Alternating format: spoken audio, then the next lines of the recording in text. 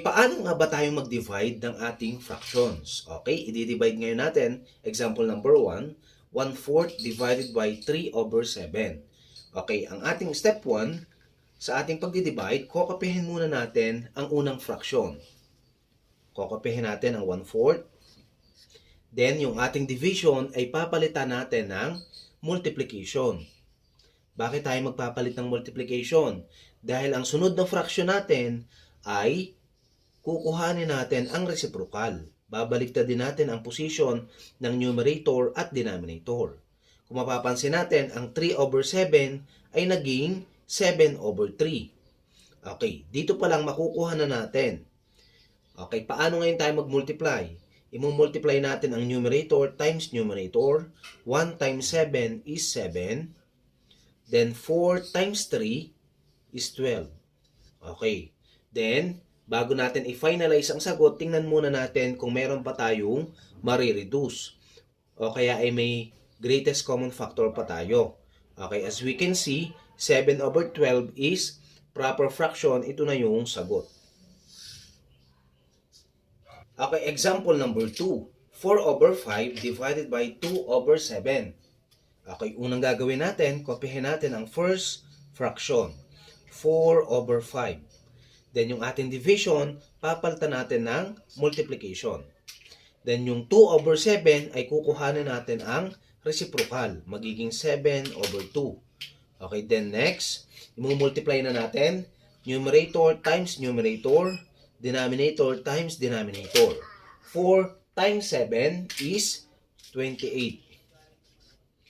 Then, over 5 times 2 is 10.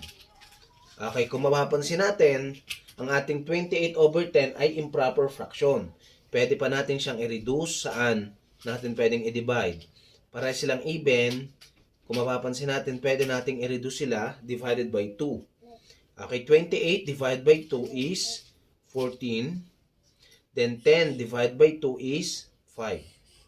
Kaya ang sagot natin sa ating improper fraction ay 14 over 5.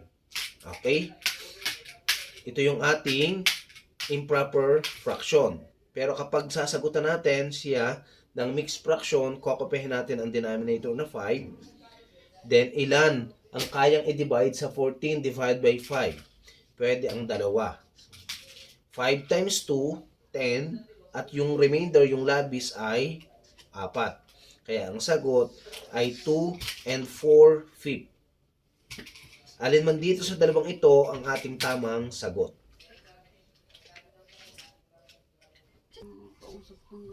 Okay, given number 3. 4 over 9 divided by 3/5. Okay? Una, kopyahin muna natin ang first fraction. 4 over 9. Then ang division ay papalitan natin ng multiplication.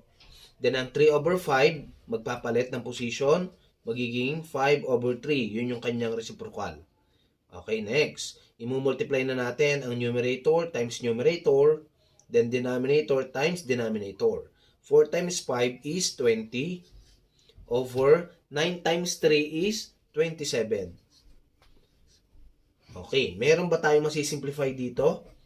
Okay, saan ba ito divisible? Okay, wala na. So, ibig sabihin, ang sagot na natin ay proper fraction na 20 over 27. Okay, next, given number 4. 5 over 7 divided by 2 over 3. Okay, una, ayan, nakakasunod na ba ang lahat? Kopyahin uli ang first fraction, 5 over 7. Then yung division ay mapapalitan ng multiplication. Then yung 2/3 natin ay makukuha natin ang reciprocal. Kuhanin natin ang reciprocal niya, mababaliktad uli. 3 over 2. Then, numerator times numerator, denominator times denominator. 5 times 3 is 15. Over 7 times 2 is 14.